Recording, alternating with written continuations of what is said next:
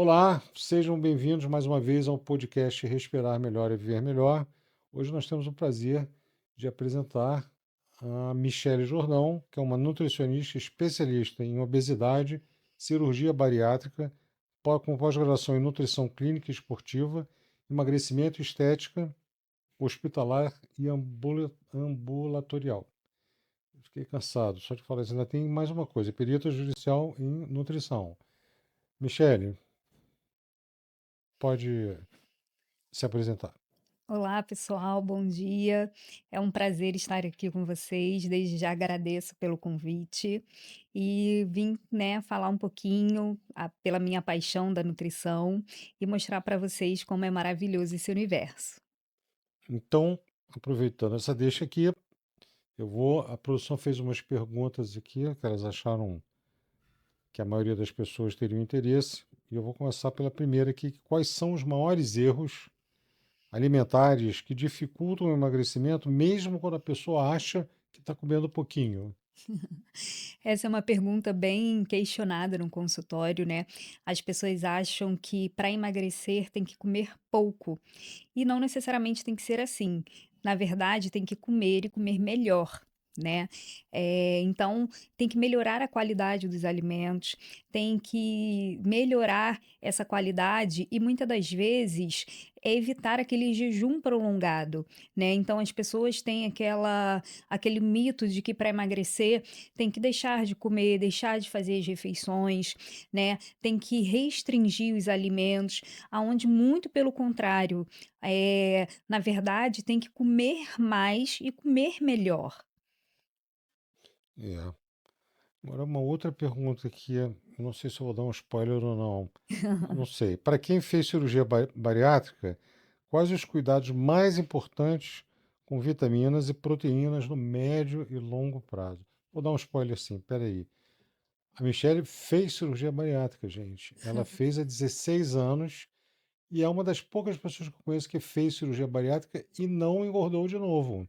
Ela continua, né? Ela perdeu mais de uma Michelle de peso.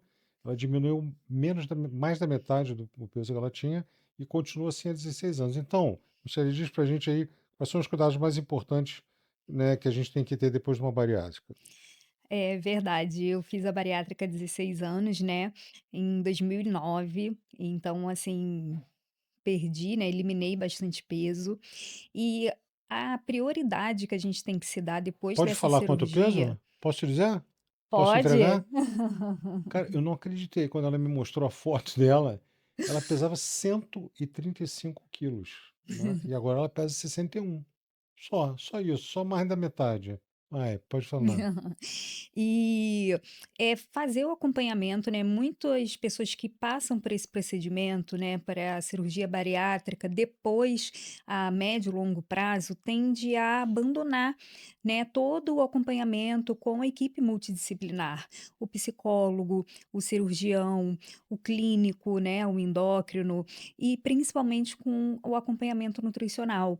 Então, toda a parte de recomposição de multivitamínicos, né, da recomposição mesmo das vitaminas que é necessária refazer e ter essa continuidade, o paciente abandona. E principalmente também o acompanhamento psicológico. E muitos também precisam do acompanhamento psiquiátrico também. Então, eles deixam e abandonam. E assim, tem o reganho de peso excessivo e às vezes até maior do que quando fez a cirurgia bariátrica. Isso, a incidência de reganho de peso é muito alto pós a cirurgia bariátrica que a gente está vendo. Então, às vezes, esse acompanhamento, né, às vezes não, eu tenho certeza disso, porque eu acompanho pacientes bariátricos, a incidência é muito alta. Então, esse acompanhamento é primordial para a gente acompanhar nível de proteína, nível de ferro, de vitamina B12, de cálcio, então são efetivamente primordiais para poder estar fazendo esse acompanhamento efetivo para o paciente bariátrico. Beleza, então todo mundo que vai fazer bariátrica ou fez deveria ouvir, né, os conselhos da doutora Michele. Vamos lá, Michele, mais uma. A qualidade do sono. pode influenciar o controle de peso e a fome emocional? Com certeza. O sono, ele está atrelado efetivamente ao emagrecimento. Então, assim, quando a gente dorme, a gente produz hormônios, né, que é o cortisol. E esses hormônios estão ligados principalmente ao hormônio da fome, que é a grelina, e ao hormônio da saciedade, que é a leptina. Então, o nosso organismo, ele, né, é metabolicamente ali balanceado, ordenado pelos hormônios. Então, muitas das vezes, o emagrecimento, ele não é só pelo fato de comer, deixar de comer. Então, muito isso a gente tem pelo níveis de hormônio, pelo sono que a gente deixou ali de dormir a nossa noite. E aí vai virando uma bola de neve, porque se a gente não dorme bem, não produz o hormônio na quantidade que deveria, no dia seguinte a gente não faz um bom café da manhã, almoça de qualquer jeito com alimentos que não deveriam, à tarde pula aquela refeição da tarde, à noite a gente chega em casa muitas das vezes querendo comer as paredes, né, já querendo comer igual um leão. E aí não entende: "Ai, mas eu tomei nunca não costumo fazer o café da manhã". Almocei normal, comi um biscoitinho com café à tarde, mas eu não deixei de comer, eu comi. Comeu mal, mas aí chega à noite, o corpo cobra toda essa má alimentação desses nutrientes que você deixou de se alimentar e ingerir durante todo o dia. E aí você quer comer tudo que você não comeu durante todo esse período que você ficou sem se alimentar corretamente, tá? Eu deixo essa aspas aqui e evidencio bastante, corretamente como deveria. Então você não ingeriu como deveria uma fonte de vitamina, uma fonte de mineral, né, uma hidratação corretamente durante todo o dia, tá? Então tem que se observar muito esses níveis, né, de como que você está dormindo, esse seu sono, como que você está regulando o seu sono, para você estar evidenciando esses níveis de hormonais, da grelina e da leptina. Eu vou dar um pitacozinho, porque eu trabalho com isso, eu trabalho com odontologia miofuncional e odontologia do sono. Então, segundo a Organização Mundial da Saúde, mais de com B, bilhão de pessoas no mundo têm problemas de sono. E 2/3 nem sabe que tem. Então, uma coisa que é muito comum é a pessoa ter apneia de sono, né, e acordar cansado.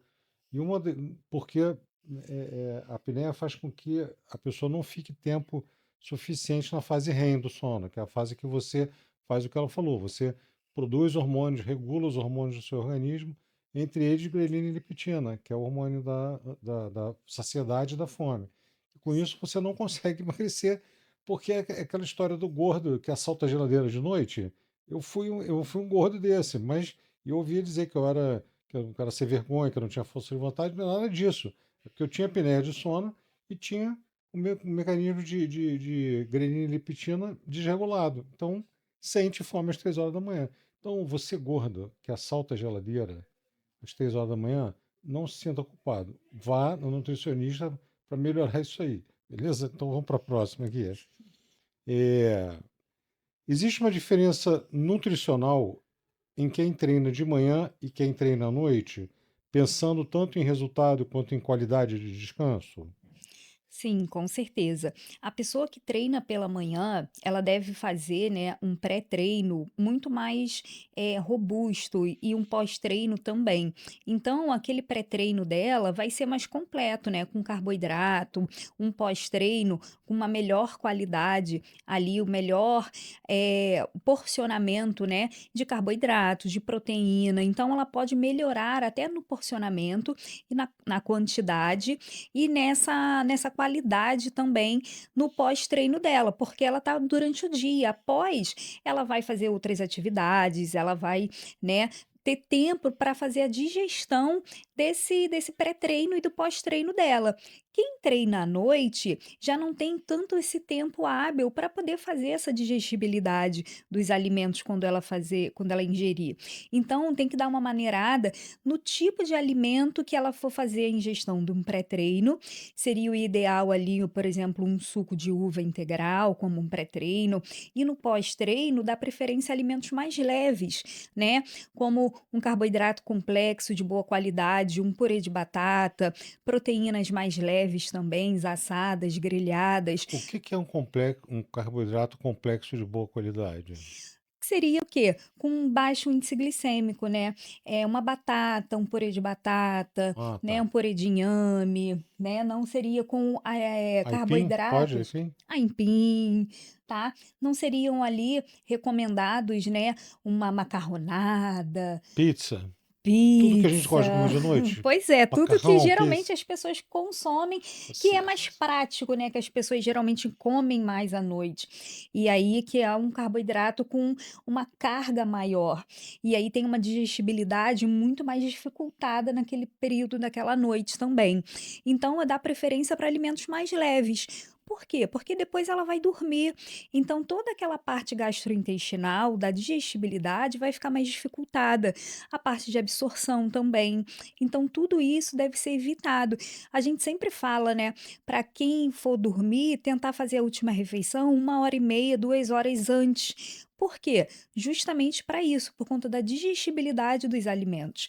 Então, isso é muito importante e também para evitar o refluxo, evitar, né, aquela questão da azia, do retorno do alimento ali, do sistema gastrointestinal mesmo. Então, é importante fazer esse tempo antes, né. Não precisa fazer a última refeição às 6 da tarde, né, aquela questão de: "Ah, carboidrato só até às 6 da tarde". Não, isso não existe, isso é um mito, né, que as pessoas vão colocando aí na internet, como a gente muito vê.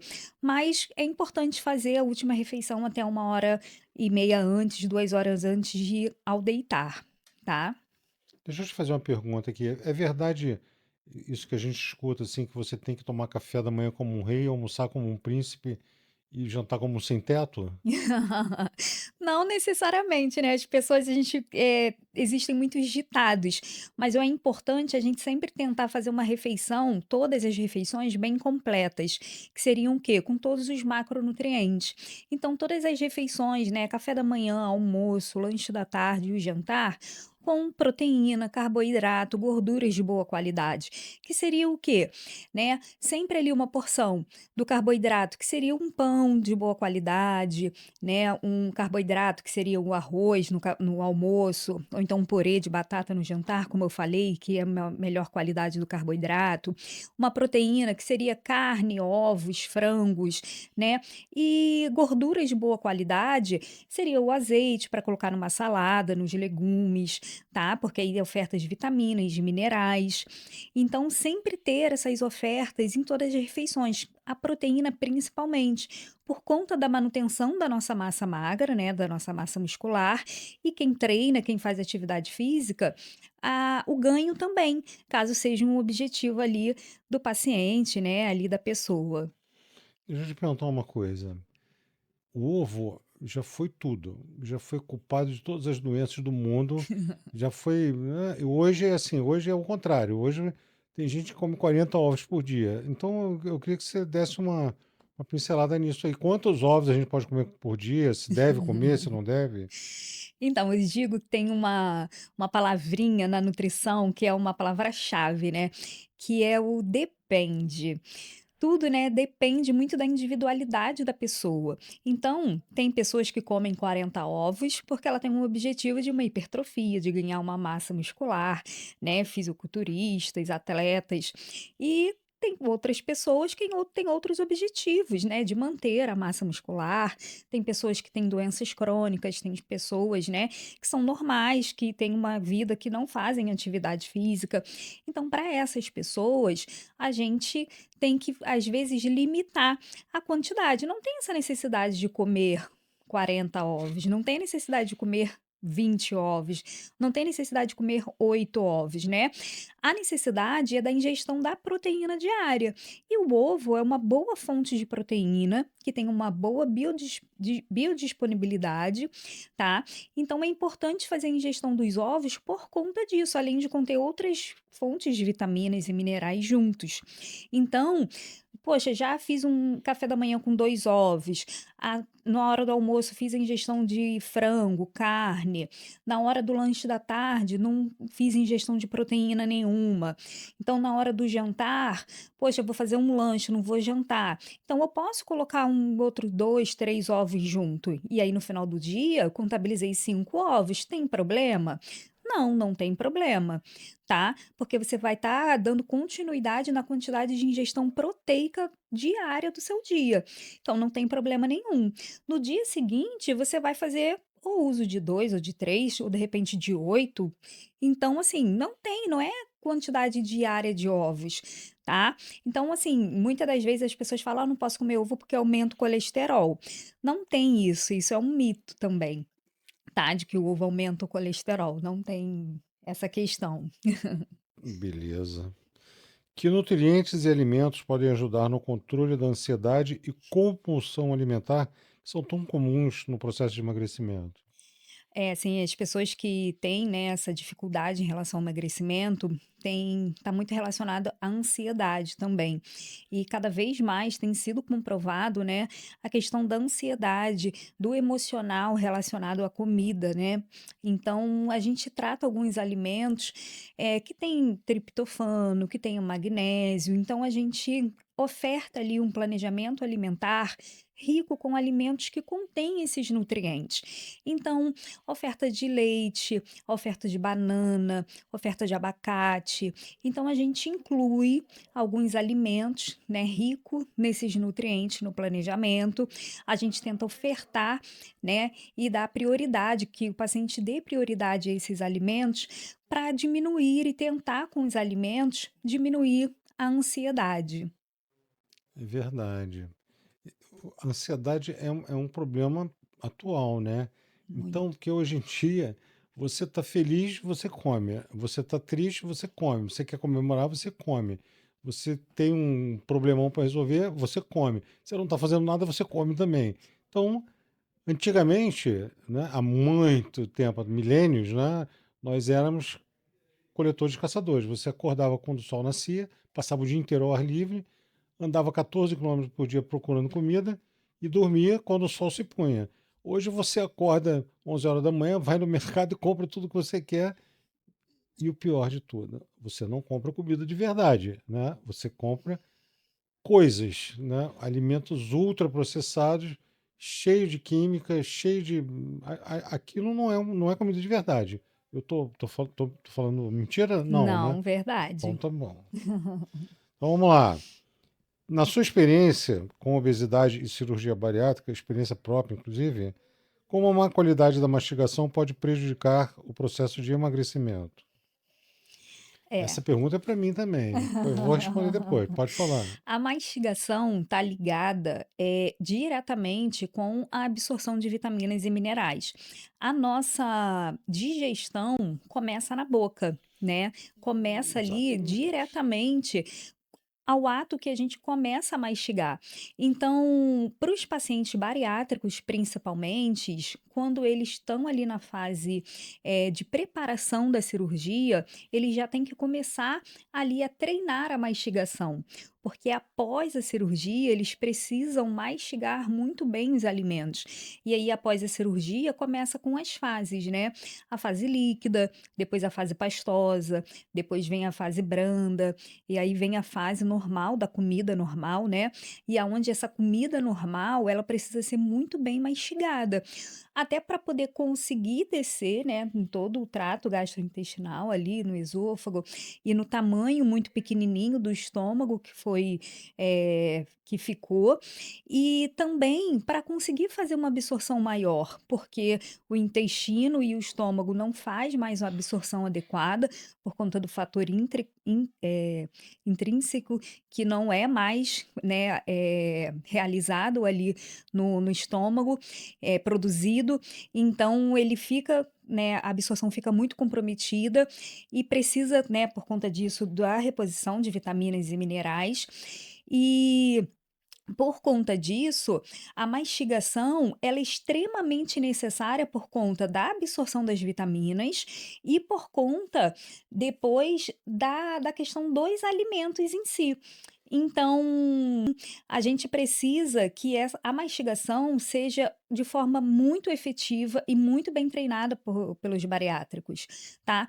Não só digo, né, pelos pacientes bariátricos, mas por todos. Muitas das vezes os pacientes, as pessoas tendem a fazer uma refeição de uma forma tão rápida, tão exagerada, que muitas das vezes as pessoas nem conseguem respirar durante a Deixa eu a fazer um. alimentação, a Deixa eu te, refeição. deixa eu te interromper aqui, sem querer te interromper, já te interrompendo. Eu trabalho exatamente com isso, né?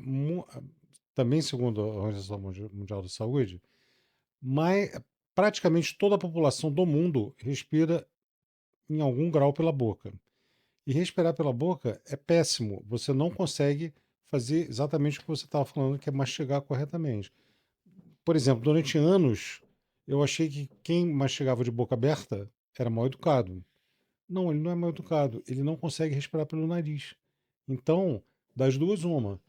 Ou ele engole a comida, literalmente, ele bebe o arroz com feijão, porque é uma rapidez estonteante, ou ele mastiga de boca aberta, porque ele está respirando pela boca.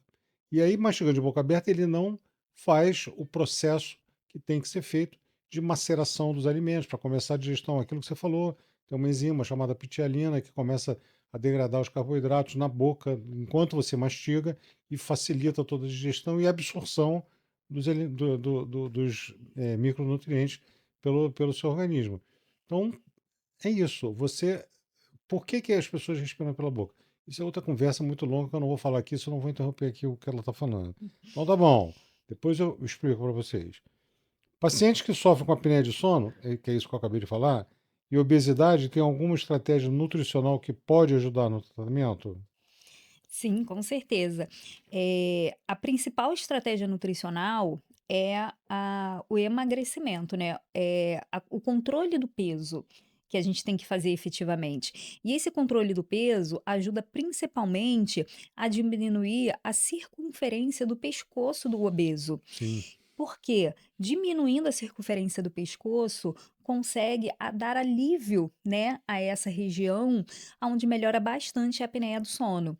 Então, assim, uma das recomendações é o controle do peso, a outra, a melhora da respiração também, porque conforme você diminui o peso, você respira melhor. pelo nariz. A Tem que respirar pelo nariz. Pelo Você nariz. não come pelo nariz, você respira pelo nariz e come pela boca.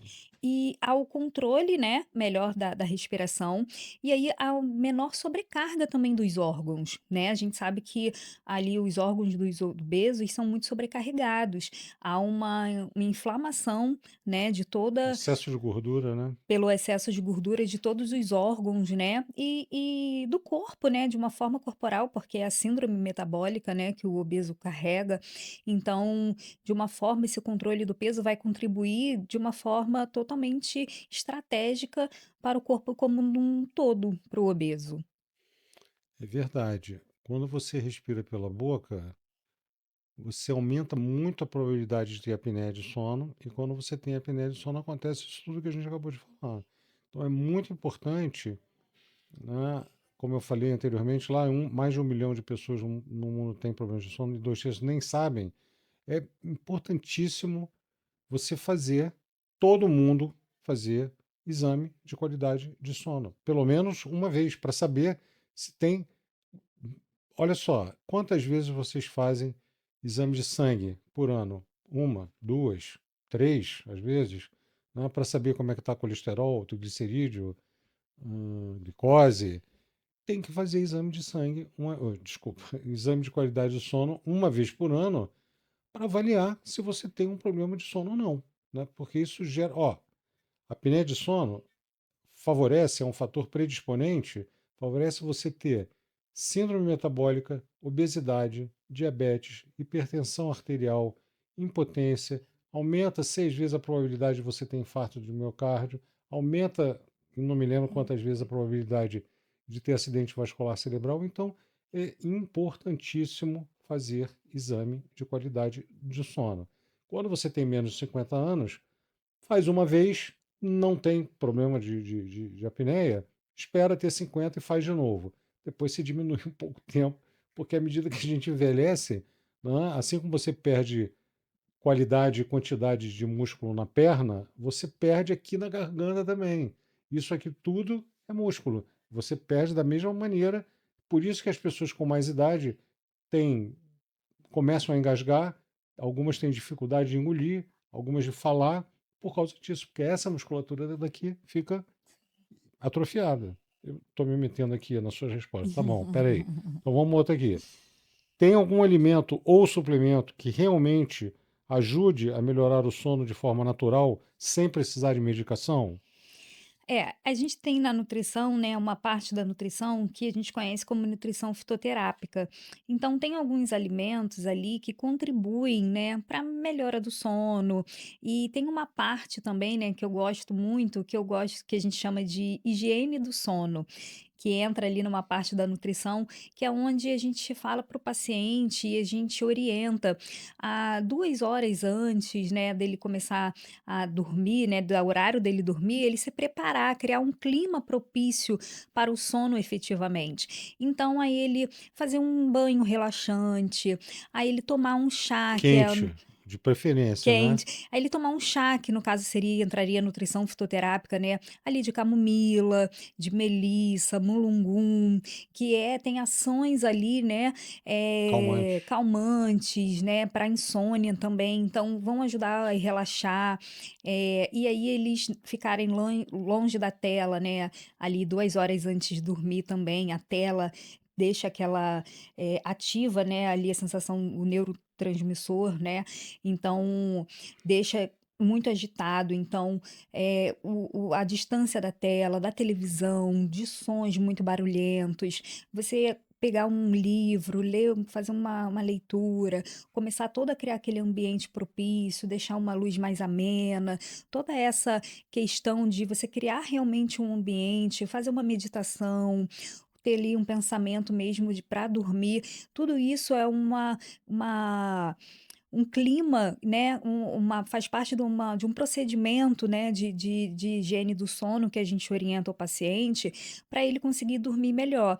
E é muito efetivo que eu acompanho no consultório pacientes, que quando eu vejo que eles realmente fazem, é, a diferença é muito grande. Os pacientes realmente, às vezes, pacientes que fazem uso até de remédios, né, mesmo, de medicamentos, que falam: "Nossa, eu realmente estou fazendo e eu estou dormindo muito melhor, eu estou conseguindo dormir muito melhor, realmente com a higiene do sono, com um chá", né. Então, essa questão ali da higiene do sono é uma diferença muito grande, gritante.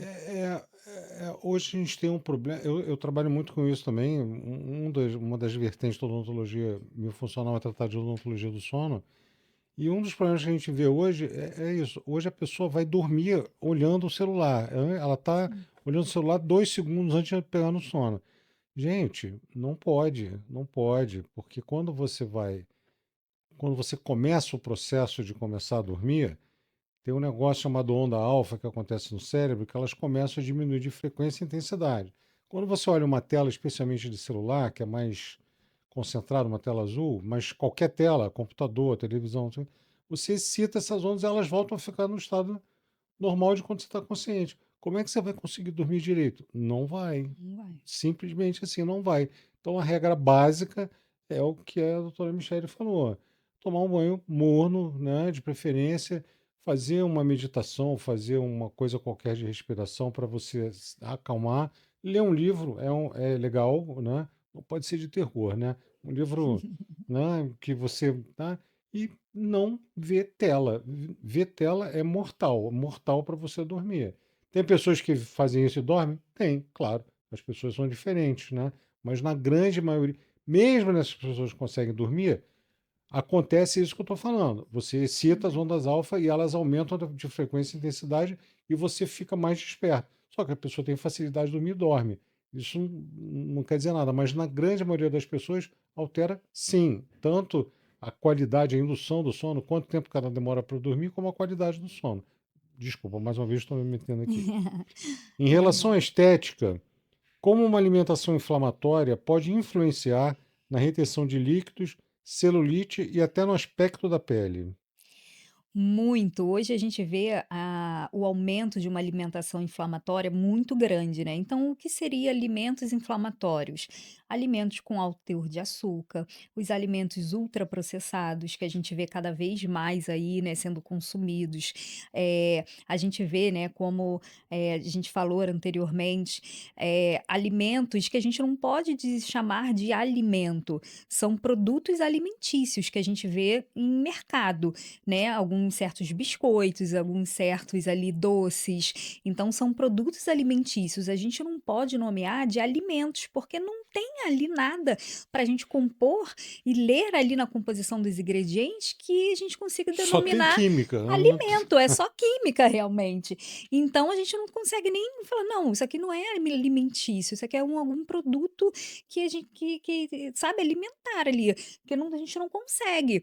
Então assim, cada vez que passa, a gente vê cada vez mais produtos, né, ultraprocessados, industrializados, altamente com teor de açúcar, de gordura vegetal, cada vez Sal. mais com teor de sódio, sal. Então, assim, com o passar do tempo, esses produtos, né, a indústria cada vez mais modernizadas, né, o marketing cada vez mais aumentado, então, a praticidade também, e com a vida tão corrida, né, das pessoas, e aí as pessoas colocam cada vez mais dentro de casa esses tipos de alimentos, então esses alimentos se tornam altamente inflamatórios. Então, isso, né, na estética ali, para um corpo da mulher, para questão de celulite, né, questão mesmo ali de flacidez, questão para quem busca, né, ali no ramo da estética mesmo, realmente é muito prejudicial. Então só tem realmente a contribuir de forma negativa. Então a questão para estética é ficar longe desses produtos ricos em açúcares, ricos em ultraprocessados, em gordura vegetal, né, em sódio. Então, é eliminar esses produtos, esses alimentos, do planejamento alimentar e da dieta do dia a dia, realmente como num todo.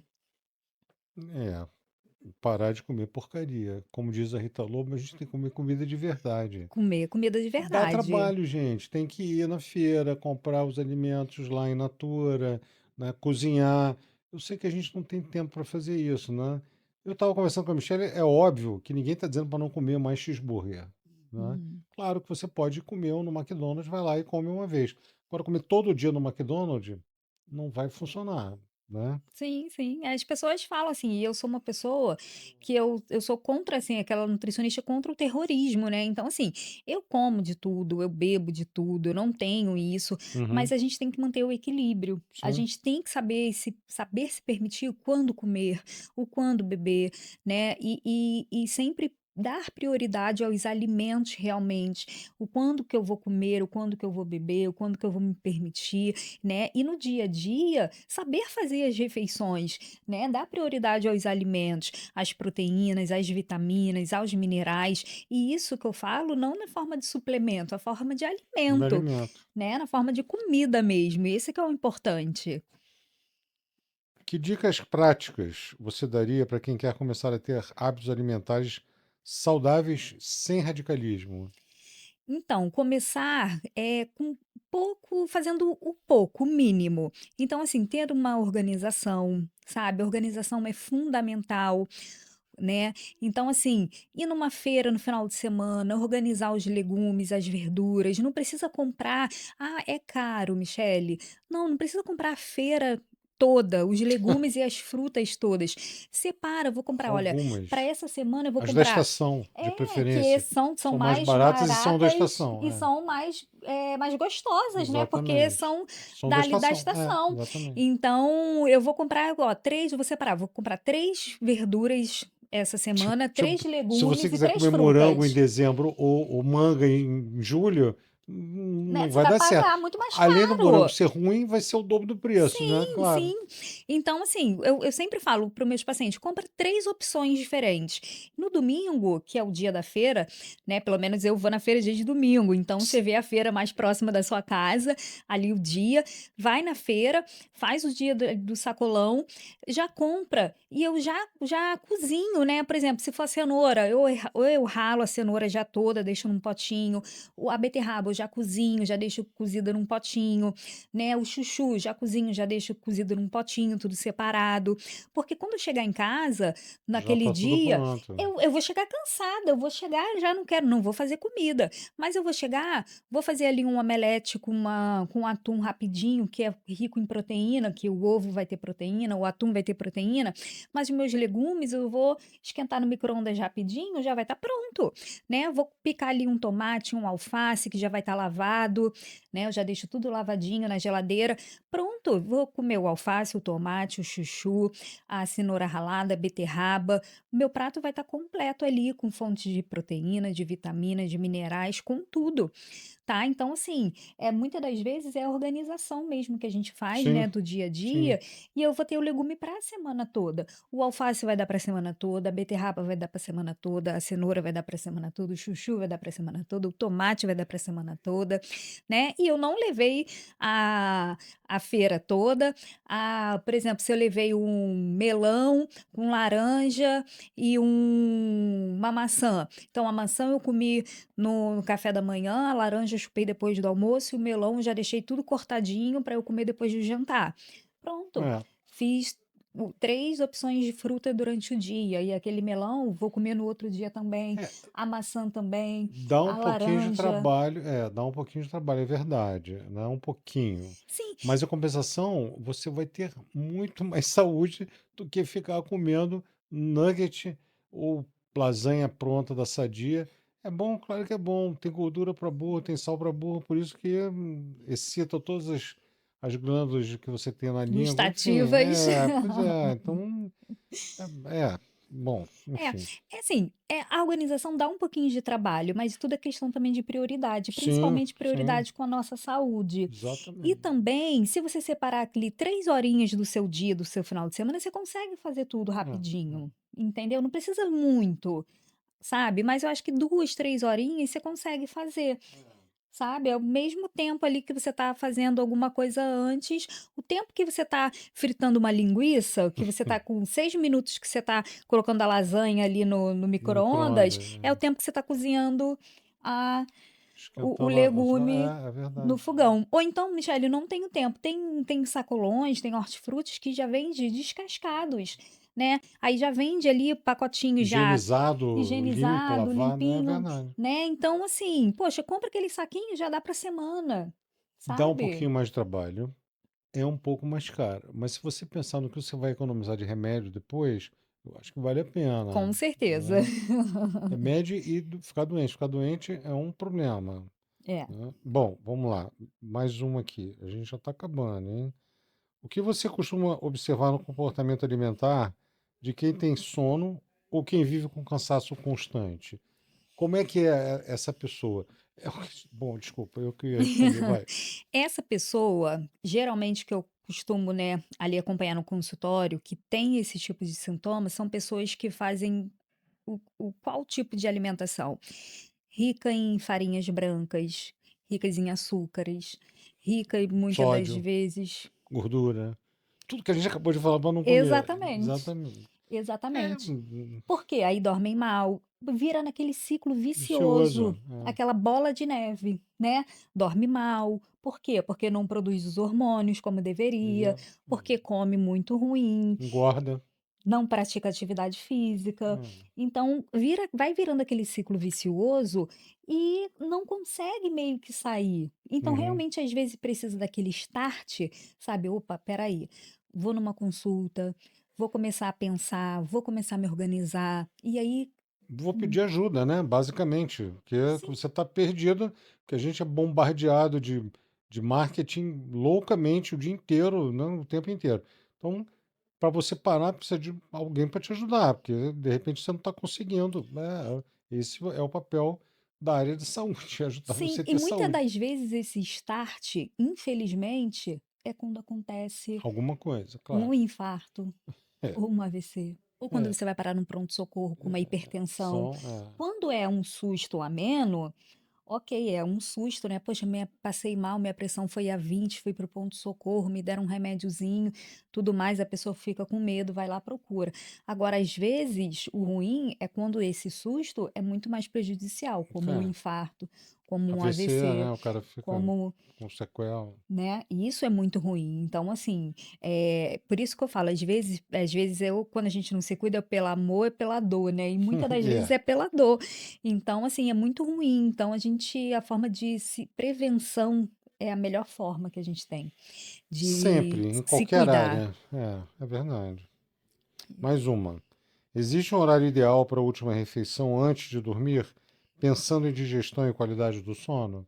A gente já pincelou isso, mas vamos É, falar já exatamente. falamos um pouquinho. Então, a melhor horário, né, para se fazer a refeição, né, a última refeição é 1h30, 2 horas antes Antes de dormir. de dormir, que seria ali o horário mais recomendado justamente para evitar, né, aquele desconforto gastrointestinal, evitar ali o refluxo, evitar muitas das vezes azia. Tem muitos pacientes que reclamam, principalmente pacientes ali que estão mais de 50 anos, mais idosos, que reclamam: "Ai, eu tenho muito azia, eu tenho muito desconforto, eu tenho soluço, eu tenho refluxo", né. Então, às vezes até desconforto mesmo de, má absorção e às vezes: "Ah, que eu tô com deficiência dessa vitamina, dessa vitamina, dessa vitamina", mas é porque não consegue absorver. Não consegue absorver porque mastiga mal, porque dorme logo em seguida depois que almoça para fazer o descanso da tarde ou então do jantar, né. Então todas essas questões atreladas junto, e aí a gente vê quando começa a fazer um acompanhamento nutricional, que há essas pequenas mudanças de hábitos, vão se acertando e vão melhorando, sabe. A ingestão da proteína diária, a ingestão dos hábitos, né, a mudança dos hábitos, todas essas questões, a ingestão de algumas frutas e verduras no dia a dia. Então tudo isso vai contribuindo e aí a gente vê as mudanças e até em exames bioquímicos mesmo, de diferença de 3 meses, como muda muito rápido. E isso para mim, assim, é muito gratificante, sabe. Quando eu vejo ali o paciente que ele ganhou, uma massa muscular, o paciente idoso que estava com uma sarcopenia, que ele estava ali já quase entrando de desnutrição, baixo peso. É, e aí eu vejo que ele ganhou, que ele melhorou. Um paciente que estava pré-diabético ou diabético, que a hemoglobina glicada estava bem alta, e aí na próxima consulta já diminuiu, né? Ou então aquele paciente bem sedentário que chegou e depois a gente conversando, ele criou aquela consciência e aí ele começou a praticar alguma atividade física e já modificou aquele hábito, e aos pouquinhos ele já começou a fazer uma caminhada, começou a fazer um pilates, algo que seja prazeroso para ele, mas aos poucos ele conseguiu fazer. Então, isso é muito bacana, essa mudança, essa virada de chave para os pacientes é É, muito legal, muito bacana. isso é que nem Mastercard, né? Isso não tem preço. Quando a gente vê isso É. e consegue isso, que é o que a gente tá atrás, né? De conseguir resultado, melhorar a Sim. saúde dos outros, isso é bem bacana. Bom, vamos lá para a última questão, que é um assunto bem polêmico, né? Inclusive entre eu e ela, mas vamos falar sobre jejum intermitente, a sua influência na qualidade do sono e em dieta low carb de uma maneira geral, cetogênica e tal. Qual é a seu posicionamento em relação a isso? Então, eu sempre digo, né, que depende muito, né, para a gente utilizar essas estratégias, o jejum intermitente, a low carb, a cetogênica, porque são estratégias importantes que trazem resultado para o paciente, né, ali para a pessoa que está fazendo, mas como já disse aqui, tudo na nutrição depende da palavrinha depende. Então depende muito da individualidade do paciente, depende muito do objetivo que o paciente queira. E para isso, para ele fazer essa estratégia, ele tem que estar sendo acompanhado por um profissional, né. Essa pessoa, esse paciente, ele não pode estar fazendo isso sozinho, né, ali: "Ai, vou resolver fazer, vi isso aqui na internet, vou acompanhar, vou abaixar esse aplicativo aqui, fazer isso aqui conforme está mandando e pronto e acabou". Eu digo, né, que essas estratégias, né, o jejum, a low carb, a cetogênica, são estratégias bem, Pontuais. eh Pontuais. pontuais e É, perigosas, tem que porque ter tem acompanhamento. alteração de metabolismo, tem alteração ali hormonais, caso não sejam feitas acompanhadas, então são muito prejudiciais para a saúde, Sim. caso não sejam bem executadas e acompanhadas por um profissional. Então por isso que eu sou meio assim e sempre falo: "Opa, espera aí". Então tenho essa questão de tudo depende do objetivo e o para quê. O É, porquê você quer fazer, né, tudo tem aquela questão e aí eu e depende sempre dos organismos também, né? As pessoas são diferentes. O que funciona para uma pessoa muito bem, para outra faz mal, né? E para outra não funciona tão bem assim. Então, cada caso, cada pessoa é uma pessoa, é um sim, indivíduo que precisa de uma atenção individualizada, né? Porque não dá para ser uma coisa geral. Você pode ter uma média, né? Sei lá, na maioria das pessoas acontece isso. Mas quem trabalha na área de saúde vivencia isso direto, né? Tem muitas coisas que a gente faz que funcionam super bem com umas pessoas e não funcionam em outras. verdade. É simples assim, né? E é porque você é um mau profissional? Não, não é. É porque naquela pessoa especificamente, aquilo que você fez com 50 pessoas antes e funcionou, com aquela pessoa não funciona. Uhum. Então, você tem que ter um acompanhamento constante de um profissional de saúde preocupado com isso, né? Não adianta, que nem você falou, não adianta olhar na internet, o fulano faz isso, faz isso, faz isso. Não tem regra de bolo para a saúde, não tem. Infelizmente não tem. Seria muito mais fácil se tivesse, mas não tem. Verdade. E eu sempre digo, né, assim, tem pessoas que olham, né, na internet, dicas, informações, dietas da moda, todas Sim, essas coisas, e aí tende a fazer algo, a comprar essas coisas, a ver, né, todos esses tipos de informação, e isso muitas das vezes contribui para o quê? Casos de transtorno alimentar, sabe? A incidência disso, de transtornos estão cada vez maiores, então, a gente tem que ter muito cuidado, né. Então, o índice de obesidade cada vez maior no nosso país e no mundo como em geral, mundo. e a tendência é cada vez aumentar. Então, a gente tem que ter muito cuidado. Eu sempre falo, a nutrição está muito atrelada à psicologia, né, à saúde mental também, e a gente tem que ter muito cuidado com a saúde mental, com o emocional, que está muito ligado à comida. E eu, por experiência também, né, eu tenho esse cuidado, esse olhar, sabe, de trazer todo esse cuidado do emocional para a comida, o afeto que a pessoa tem com a comida também, e estar atrelado a isso. Então, isso para mim é muito importante, da gente levar em consideração, eu levo em consideração até também para os pacientes, o prazer que ele tem com a comida, então de dar prioridade aos alimentos que ele gosta, de não retirar isso do planejamento do paciente, né, de dar prioridade aos alimentos que ele gosta. Então, de sempre que ele: "Ah, Michele, porque eu gosto disso, eu gosto de chocolate, você vai tirar chocolate do meu planejamento?" Aí eu: "Não, não vou tirar, né, a gente vai adequar". Então, sempre de incluir os alimentos e sempre de incluir as coisas, né, e nunca de retirar, de fazer aquela estratégia de restrição. Não, muito ao É, contrário, de agregar coisas, mas sempre viabilizando dentro do objetivo daquilo que ele pode, daquilo que ele quer, daquilo que a gente vai, vendo a individualidade dele, né, se tem alguma doença crônica, se não tem, tendo sempre essas questões das individualidades de cada paciente, de cada pessoa, sempre estar observando isso. bacana. Infelizmente, estamos chegando ao fim. Estou ouvindo aqui as pessoas falando, mas acabou, está acabando. Então eu vou pedir para a Michelle dar a sua, que ela pode falar para finalizar essa conversa super bacana que a gente teve. Michele, tá com a palavra. Gente, foi um prazer estar com vocês. Agradeço mais uma vez pelo convite, por estar aqui, por trazer um pouco da nutrição, né, por poder falar um pouco desse universo que eu sou apaixonada, que eu amo.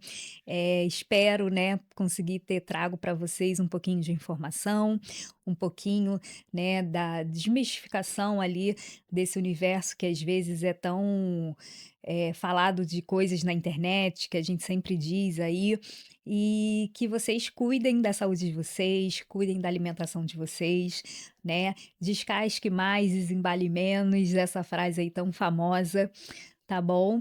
E deixo aí depois o meu Instagram para vocês me seguirem, podem ficar à vontade. Então, antes de terminar, eu quero agradecer a Quatro Capitães Hub, que proporciona esse espaço para a gente poder fazer o podcast. A produção está me lembrando aqui que eu tenho que pedir para vocês se inscreverem no canal, clicarem no sininho e dar um like lá para a gente poder continuar fazendo podcasts bacanas assim como esse. Tá bom? Obrigado, até a próxima.